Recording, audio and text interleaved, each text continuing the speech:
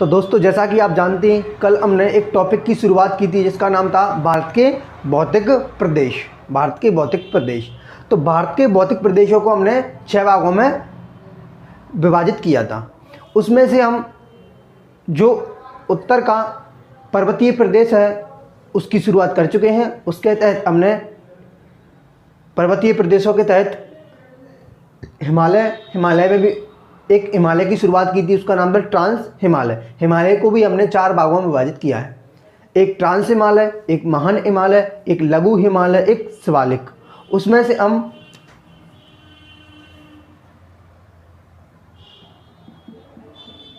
Trans Himalaya का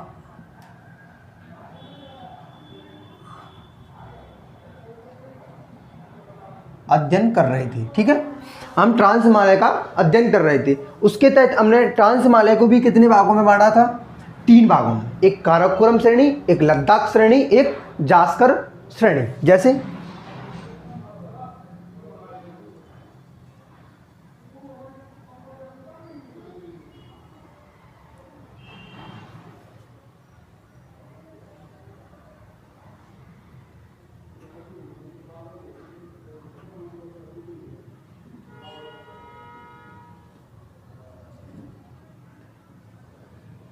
ये क्या भारत का मानचित्र है, इसके तहत हमने ट्रांस हिमालय का अध्ययन चालू किया था। तो ट्रांस हिमालय कहाँ पर है? यहाँ पर है। तो ट्रांस हिमालय की 3 श्रेणियाँ थी, ट्रांस हिमालय की 3 श्रेणियाँ थी, 1, 2 और 3। अर्थात ट्रांस हिमालय को हम 3 श्रेणियों में विभाजित करते हैं। एक का नाम क्या था सर? एक का नाम था काराकोरम, दूसरी का नाम था लद्दाख, तीसरी का नाम था जास्कर, KLJ। अर्थात ट्रांस हिमालय को हम कितने भागों में पढ़ते हैं? 3, काराकोरम, लद्दाख और अंतिम जास्कर श्रेणी। इन 3 श्रेणियों में विभाजित करके हम ट्रांस हिमालय को पढ़ते हैं। ट्रांस हिमालय को हम पार हिमालय भी कहते हैं। हम सब कुछ कल की क्लास में पढ़ चुके हैं। आज हम, चूँकि कल की क्लास में हमने काराकोरम श्रेणी को पढ़ लिया है, आज हम पढ़ेंगे ट्रांस हिमालय के तहत लद्दाख श्रेणी। ठीक है, तो हेडिंग बनाएंगे सभी लोग।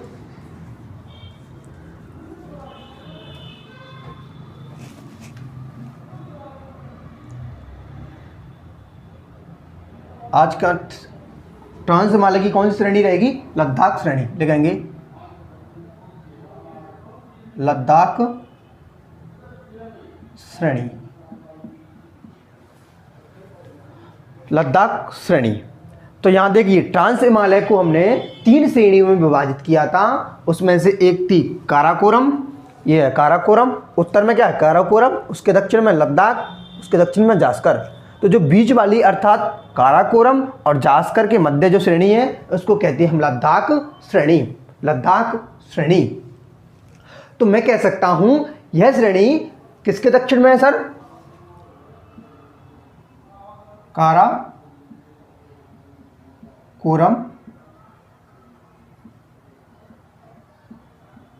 श्रेणी के दक्षिण में जो श्रेणी है वो कौन सी है? लद्दाख श्रेणी। क्लियर है? अर्थात काराकोरम उत्तर में है, उसके बीच में लद्दाख, नीचे जास्कर, KLJ। तो काराकोरम श्रेणी के दक्षिण में दूसरा पॉइंट है जास्कर श्रेणी के उत्तर में है। जास्कर श्रेणी कौन सी है? दक्षिण वाली है। तो इसके उत्तर में कौन सी है? लद्दाख। तो जास्कर श्रेणी के उत्तर में है सर, उत्तर में। ये भी बात सही है। तीसरा बिंदु ये आता है, तीसरा बिंदु ये निकल के आता है कि लद्दाख श्रेणी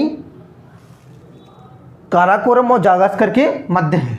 लद्दाख श्रेणी ये किसके मध्य है? काराकोरम श्रेणी, काराकोरम श्रेणी और लद्दाख, काराकोरम श्रेणी और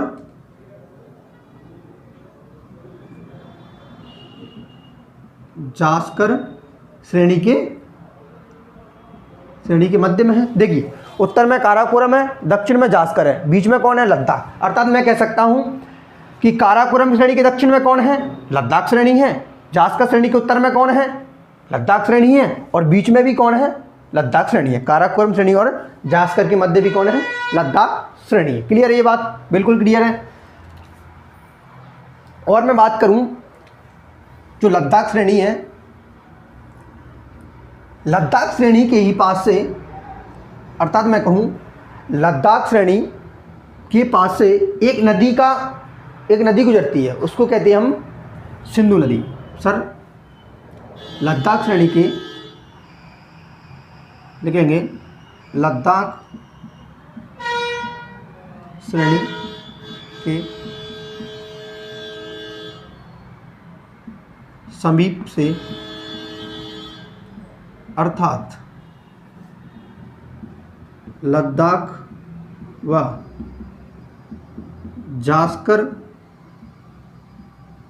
श्रेणी के मध्य से एक नदी प्रवाहित होती है, नदी प्रवाहित होती है जिसे हम कहते हैं सिंधु नदी, सिंधु नदी। इसी सिंधु नदी के तट पर लद्दाख की राजधानी, इसी सिंधु नदी के तट पर लद्दाख की राजधानी लेह स्थित है। इसी सिंधु नदी के तट पर लद्दाख की राजधानी लेह स्थित है। कैसे साध्य किए? समझने का प्रयास करना, कोई बड़ी बात नहीं है आपके लिए। यहाँ कितनी श्रेणियाँ सर? ट्रांस हिमालय के तहत 3 श्रेणियाँ हैं, काराकोरम, लद्दाख, जास्कर। काराकोरम, लद्दाख, जास्कर। यहाँ को क्या चित्र? यहाँ है तिब्बत वाला चित्र। क्या चित्र है? यहाँ तिब्बत। यहाँ एक ग्लेशियर है, उसका नाम है, यहाँ पे एक झील है, उसका नाम है मानसरोवर झील। यहाँ पे कौन सी झील है? मानसरोवर झील, मानसरोवर झील। इसी के पास में एक ग्लेशियर भी है, उस ग्लेशियर का नाम है,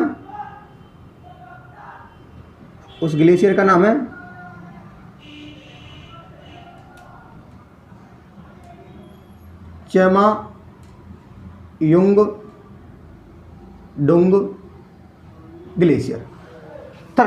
तिब्बत में मानसरोवर लेक के पास में एक ग्लेशियर है, उसका नाम है चेमायुंगडुंग ग्लेशियर।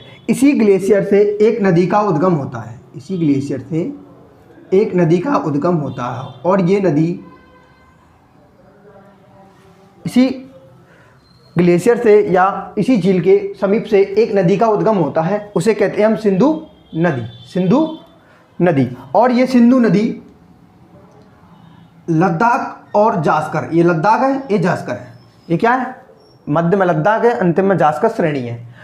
इन 2 श्रेणियों के मध्य से प्रभावित होते हुए पाकिस्तान में एंट्री करती है। यहाँ से प्रभावित होते हुए भारत में यहाँ तक आने के बाद ये पाकिस्तान में एंट्री कर जाती है। इधर कौन है भैया? पाकिस्तान। इधर कौन है भारत के? पाकिस्तान। इधर कौन है इस क्षेत्र में? पाकिस्तान। इधर एंट्री करती है, अर्थात पाकिस्तान में आती है। पाकिस्तान के बाद में आने के बाद ये कहाँ चली जाती है सर? अरब सागर में चली जाती है। क्लियर ये बात? इधर क्या है? भारत के इधर क्या है? अरब सागर है, और अरब सागर में अपना जल गिराती है।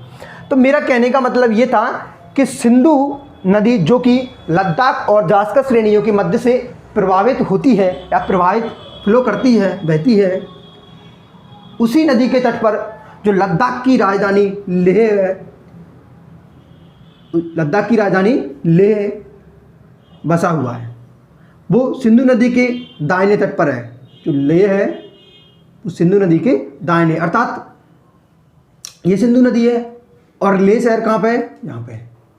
तो लेह सिंधु के कहाँ है? उत्तर में। अर्थात अगर ये नदी बह रही है तो उसकी डायरेक्शन क्या रहेगी? ये उसका दाहिना ये रहेगा, बायां ये रहेगा। समझ में आ रहा है कि नहीं? इसका उत्तर में क्या रहेगा, उसका दायां, दक्षिण में बायां। ऐसे चल रही है नदी, इस प्रकार से फ्लो कर रही है, तो उसका उत्तर में क्या रहेगा, दायां और नीचे बायां। अर्थात लेह शहर सिंधु नदी के दाहिने तट पर है। क्लियर है? ठीक है। अगर मैं बात करूं भारत का सबसे ऊंचा पठार, लिखेंगे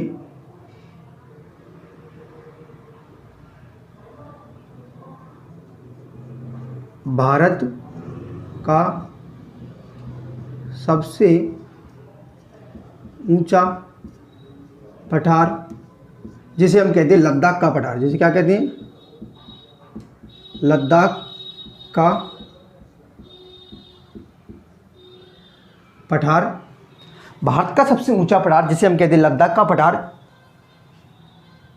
लद्दाख का पठार इसी लद्दाख श्रेणी के तहत स्थित है। कहाँ पर है? इसी लद्दाख श्रेणी के तहत स्थित है। ठीक है। अगर मैं बात करूं कि भारत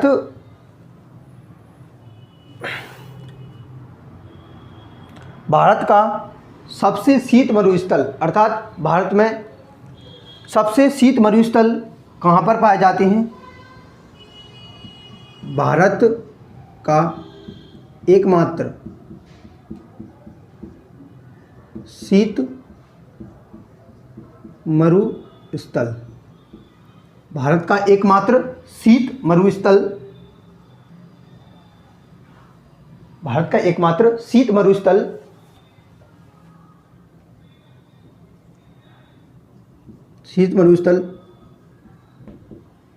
लद्दाख में ही स्थित है। ठीक है। भारत का एकमात्र शीत मरुस्थल कहाँ है? लद्दाख में ही स्थित है। ठीक है। बेसिकली मरुस्थल दो तरह के होते हैं। बेसिकली मरुस्थल कितने टाइप के होते हैं? दो। एक होते हैं गर्म अर्थात वार्म, एक होते हैं हॉट। देखना, मरुस्थल दो प्रकार के होते हैं। एक होते हैं सर शीत मरुस्थल, शीत मरुस्थल, एक होते हैं गर्म मरुस्थल। ये क्या होते हैं? गर्म मरुस्थल। तो बेसिकली मरुस्थल दो तरह के होते हैं। एक होते हैं गर्म मरुस्थल, एक होते हैं शीत मरुस्थल अर्थात ठंडे मरुस्थल। सर ऐसे मरुस्थल जिनका विकास ठंडे प्रदेशों में है उनको क्या कहेंगे? ठंडे मरुस्थल। ऐसे मरुस्थल जो गर्म प्रदेशों में रहते हैं उनको गर्म मरुस्थल कहते हैं। जैसे भारत का गर्म मरुस्थल है, भारत का गर्म मरुस्थल है थार का मरुस्थल, थार का मरुस्थल। भारत का गर्म मरुस्थल है थार का मरुस्थल, जो कि भारत के राजस्थान वाले क्षेत्र में है। ठीक है। अगर हम बात करें भारत का शीत मरुस्थल कहाँ है सर? लद्दाख में स्थित है। ठीक है। अगर मैं आपसे कहूँ भारत में सबसे कम वर्षा, इसी क्रम में अगला है भारत में सबसे कम वर्षा लद्दाख की राजधानी लेह में होती है। लद्दाख की राजधानी क्या है? लेह। अर्थात भारत में सबसे कम वर्षा लद्दाख की राजधानी लेह में होती है, जो कितनी है? 9.20 सेंटीमीटर देखी गई है। आप सोचिए, मरुस्थल उसे कहते हैं, समझना, ऐसा स्थल जहाँ पर वर्षा 20 सेंटीमीटर से कम हो। मरुस्थल किसे कहते हैं?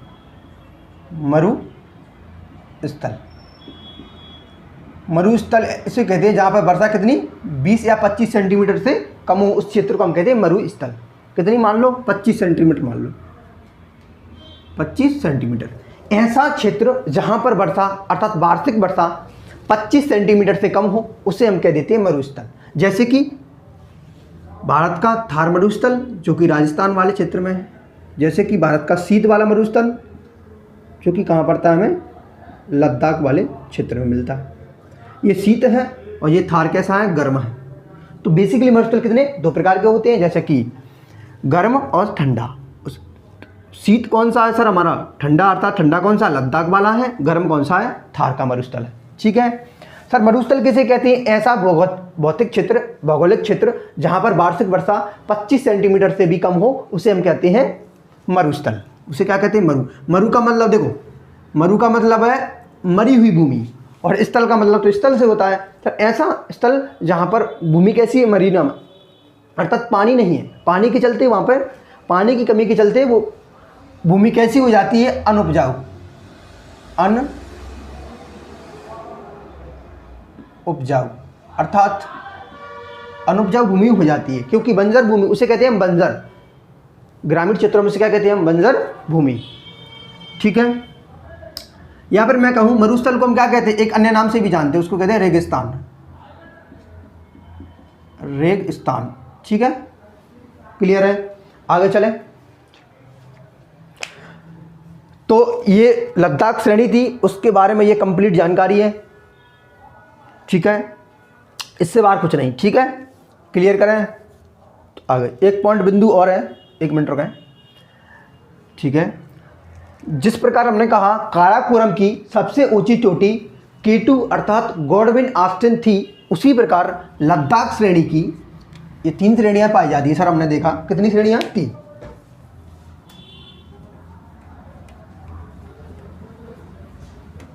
सर कितनी प्रमुख श्रेणियां थी, ट्रांस हिमालय के तहत 3 श्रेणियां थी, काराकोरम, लद्दाख, जास्कर। काराकोरम, लद्दाख, जास्कर। इन 3 श्रेणियों की बात करूं तो इस जो काराकोरम की सबसे ऊंची चोटी का नाम क्या था, सबसे ऊंचा पर्वत था K2।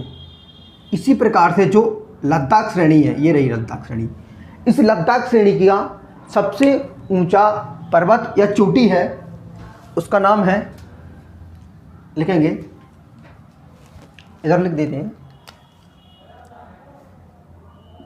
देखो लद्दाख श्रेणी की, लद्दाख श्रेणी की सबसे ऊंची चोटी, सबसे ऊंची चोटी का नाम क्या है सर, राका पोसी। लद्दाख श्रेणी की सबसे ऊंची चोटी है राका पोसी चोटी। ये लिखेंगे राका पोसी, राका पोसी चोटी विश्व की सबसे तीव्र, विश्व की सबसे तीव्र ढाल वाली चोटी है। सर दुनिया में जितनी भी चोटियां हैं, जितने भी पर्वत हैं, उनमें सबसे तीव्र ढाल वाली चोटी कौन सी है, समझने का प्रयास करना। ये कोई पर्वत है, ये, और कोई ये पर्वत है, तो इसका हमें पता है इसकी ढाल कैसी है, थोड़ी मंद दिख रही है, और इसकी ढाल कैसी है, बिल्कुल एकदम तीव्र। यहाँ से कोई किसी वस्तु को डर छोड़ोगे तो इतनी तीव्र रुकामी नीचे आएगी। तो इसका मतलब क्या है, तो मैं कह रहा हूँ राका पोसी चोटी विश्व की सबसे तीव्र ढाल वाली चोटी है, अर्थात भारत की भी होगी। सर भारत की सबसे तीव्र ढाल वाली चोटी है राका पोसी चोटी, जो कि किसके तहत है, लद्दाख श्रेणी के तहत है, और ये विश्व की भी है। तो ये बात क्लियर है, दोनों पॉइंट क्लियर है कि नहीं। चलिए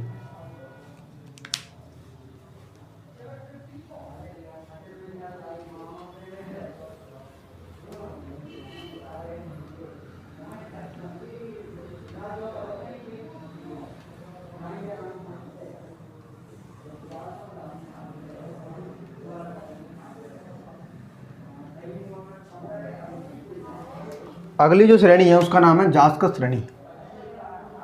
काराकोरम ट्रांस हिमालय के तहत 3 श्रेणियां थी, काराकोरम, लद्दाख, जास्कर। तो अगला तीसरी है जास्कर श्रेणी। जास्कर श्रेणी, जास्कर श्रेणी। तो मैं कह सकता हूं कि सर जास्कर श्रेणी काराकोरम श्रेणी की सबसे दक्षिणी जास्कर श्रेणी ट्रांस हिमालय की सबसे दक्षिणी श्रेणी है। लिखते हो ट्रांस हिमालय की सबसे दक्षिणी श्रेणी है सर। क्यों सर? देखिए काराकोरम, लद्दाख, जास्कर, काराकोरम, लद्दाख, जास्कर, तो ये सबसे दक्षिण में कौन है? जास्कर श्रेणी। काराकोरम, लद्दाख, जास्कर, ठीक है। तो जास्कर श्रेणी ट्रांस हिमालय की सबसे दक्षिणी श्रेणी है। इसके उत्तर में क्या है? इसके उत्तर में लद्दाख श्रेणी है। उत्तर में क्या है? लद्दाख श्रेणी है। तथा दक्षिण में पीर पंजाल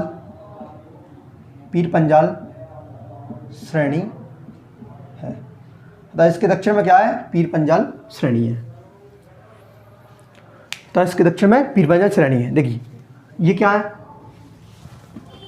जास्कर श्रेणी, इसके उत्तर में लद्दाख श्रेणी और दक्षिण में पीर पंजाल श्रेणी क्या है सर? जो महान हिमालय है उसका सबसे पूर्वी श्रेणी है पीर पंजाल श्रेणी। क्लियर? वो इधर आएगा थोड़ा। तो ऐसे हम जब महान हिमालय पढ़ेंगे तब ये जानकारी रहेगी। ठीक है सर। और इसके बारे में क्या है कुछ? और मैं कह सकता हूँ कि जो जास्कर श्रेणी और लद्दाख श्रेणी के मध्य से सिंधु नदी प्रभावित होती है। ये तो नॉर्मल सा कॉन्सेंस है, तो लिख देती है लद्दाख व जास्कर श्रेणी के मध्य से सिंधु नदी प्रवाहित होती है। क्लियर है? तो ये ट्रांस हिमालय आज हमारा कंप्लीट हुआ। अर्थात ट्रांस हिमालय के तहत जो 3 श्रेणियां थी, काराकोरम, लद्दाख और जास्कर, काराकोरम, लद्दाख, जास्कर, ये कंप्लीट हो चुकी हैं। आगे हम जानेंगे जो मुख्य हिमालय है, अर्थात जो मेन हिमालय है, जिसके तहत 3 श्रेणियां हैं। महान हिमालय, जिसे हिमाद्री हिमालय भी कहते हैं, ग्रेटर हिमालय भी कहते हैं, मुख्य हिमालय के तहत है। और फिर मुख्य हिमालय 3 भागों में, एक महान हिमालय, दूसरा लघु हिमालय, तीसरा शिवालिक। तो बेसिकली अगले लेक्चर में क्या रहेगा? एक्चुअल जो हिमालय उसका निर्माण कैसे हुआ, फॉर्मेशन, हिमालय का फॉर्मेशन अर्थात निर्माण। तो एक बिंदु अगला कॉन्सेप्ट और जानते हैं अपन, फिर क्लास कर लेंगे। जैसे आप ये देख रहे हैं, भारत देख रहे हैं, ठीक है। यहाँ कौन है? Trans Himalaya sir. इसके नीचे जाएंगे तो यहाँ कौन आता है? महान हिमालय, लघु हिमालय, इधर शिवालिक। इस प्रकार से ये हिमालय विभाजित है। तो ट्रांस हिमालय के उत्तर में एक पर्वतीय गांठ मिलती है हमें। क्या मिलता है? ट्रांस हिमालय के उत्तर में एक पर्वतीय गांठ है। क्या है? यहाँ पे ट्रांस हिमालय के उत्तर में एक क्या है? पर्वतीय गांठ है, पर्वतीय गांठ है।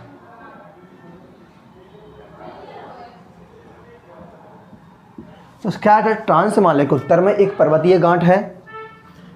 पर्वतीय गांठ से मतलब ये होता है सर, जब किसी एक स्थान पर 2 या 2 से अधिक पर्वत, पहाड़ी या पठार का मिलन होता है। जैसे समझना, ये कोई पर्वत है, एक पर्वत ये हुआ, एक पर्वत ये हुआ, ये दोनों आपस में टकरा जाएंगे। तो टकराने के फलस्वरूप इनके बीच में क्या बनेगी? एक गांठ बनेगी, एक ग्रंथि बनेगी। तो उसे कहते हैं हम ग्रंथि।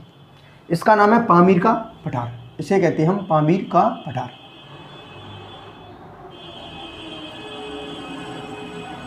या पामीर घाट क्या कहते हैं, इसका नाम क्या है, यहाँ लिख देते हैं, इधर क्या है,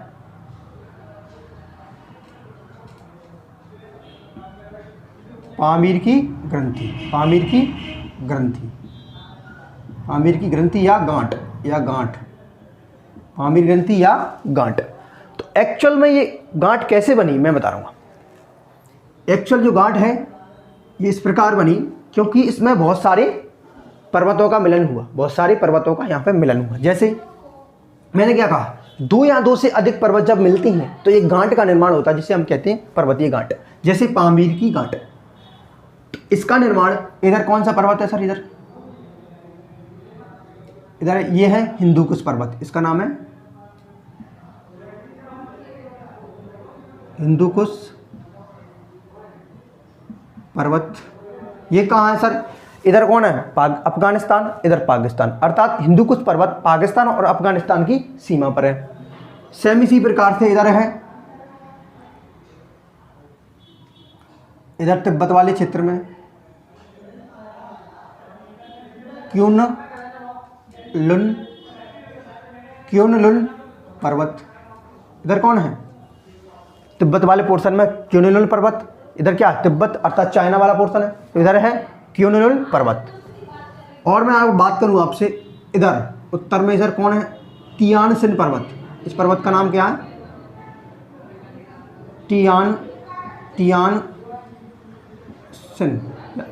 तियानसिन पर्वत। तो मैंने क्या कहा, जब किसी स्थान पर, ये स्थान हो गया, जब किसी स्थान पर दो या दो से अधिक अर्थात हिंदुकुश पर्वत, क्योनलुन पर्वत, तियानसिन पर्वत, यहाँ तो 3 पर्वत है सर, मैंने कहा 2 या फिर 2 से अधिक, 2 हो सकते हैं या 2 से अधिक पर्वत मिलते हैं तो वहाँ एक गांठ बनती है, ग्रंथि बनती है, जिसे हम कहते हैं पामीर की गांठ या ग्रंथि। इसे हम एशिया की छत कहते हैं, क्या कहते हैं सर, इसे हम एशिया की, पामीर के पठार को हम क्या कहते हैं, एशिया की छत। इस पामीर के पठार को क्या कहते हैं हम, इसे हम एशिया की छत भी कहते हैं, छत भी कहते हैं। क्लियर है। तो मेरे कहने का ये था कि सर भारत के उत्तर में एक पर्वतीय गांठ पाई जाती है जिसे हम कहते हैं पामीर का ग्रंथि या पामीर की गांठ। यहाँ पर 3 पर्वत आकर मिलते हैं। पाकिस्तान अफगानिस्तान वाला पर्वत है, उसका नाम है हिंदुकुश पर्वत। सर जो तिब्बत अर्थात चाइना वाला क्षेत्र है वहाँ पर क्योनलुन पर्वत, और तियानसिन ये चाइना के उत्तरी बाउंड्री पर ये पर्वत है, उसका नाम है तियानसिन पर्वत। ये 3 पर्वत उत्तर में है। ठीक है, तो दोस्तों ये लेक्चर हम यहीं समाप्त करते हैं। अगर आपको ये वीडियो थोड़ी सी भी पसंद आई हो, हेल्पफुल लगी हो, तो प्लीज़ हमारे यूट्यूब चैनल को सब्सक्राइब करें, वीडियो को लाइक करें, शेयर करें। मिलते हैं अगली वीडियो में, तब तक के लिए जय हिंद, जय भारत।